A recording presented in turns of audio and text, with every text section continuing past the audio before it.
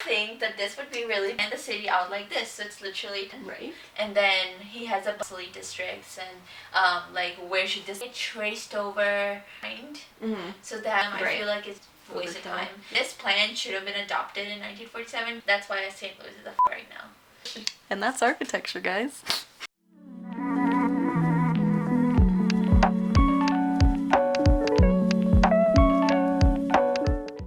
Okay, so this is not really what I had in mind as my next video, but I just felt like this was something that I should record and see where it goes, because this is my life right now, and this is what it's like to be an architecture student. So it is 9 o'clock at night, which is pretty early for an architecture student night, probably a college student night, but in the eyes of doing work, it's a pretty early night.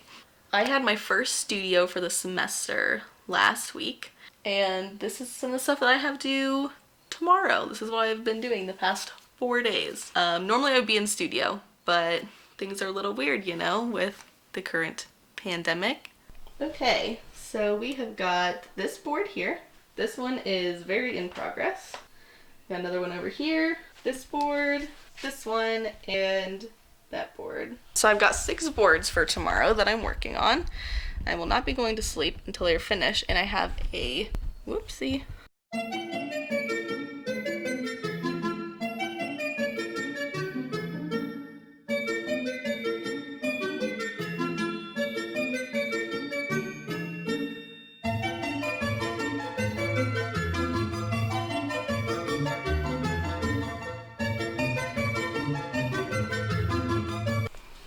Okay, was that smooth or what?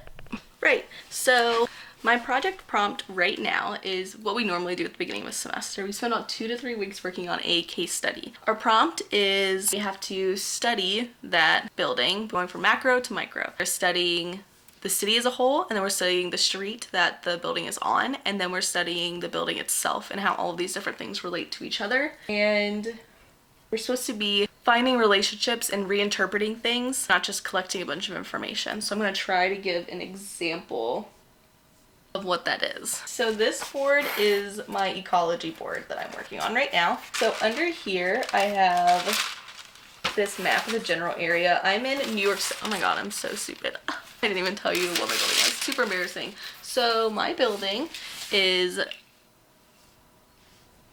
the New Art Museum in New York City. It's in Manhattan, and it's by Sana, which is a Japanese architecture team. Yeah, so let's try that again.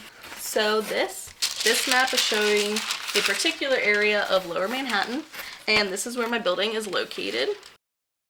So this piece of paper is showing the green spaces in relation to my building. So what I would do normally, I would recognize the fact that there's not a lot of green space in the area. So from there, I started to look at the rest of New York City. So this is my little setup at the moment. My waffle. So when I was looking at vegetation in New York City, I found this, which is an interactive visualization of NYC street trees. We've got the Bronx, Brooklyn, Manhattan, Queens, and Staten Island. Queens has 5 times as many trees on the streets as Manhattan does. So that right there is a question to be answered.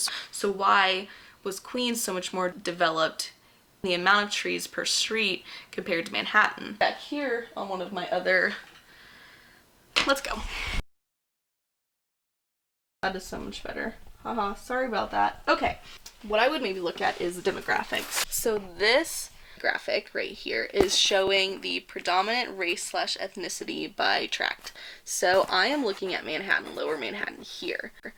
It is predominantly white. And then if we look at this one, so this is median household income. So there's higher income in Manhattan. So you can see socioeconomically that different ethnicities are making typically less money and living in different boroughs.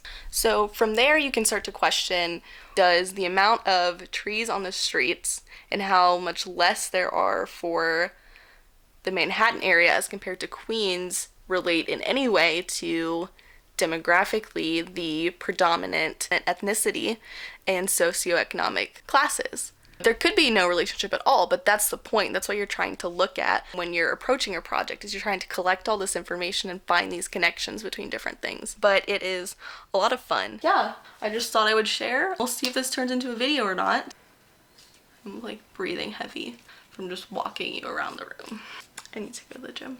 Okay, have a great night or a great day. I never put this in, so I don't know why I always say have a great day, because I do it every time and then I never add it, so maybe this time I'll add it. Hope you enjoy what you're actually doing and you're passionate about it and it's exciting. Otherwise, I'm sorry. So yeah, gotta go. Bye.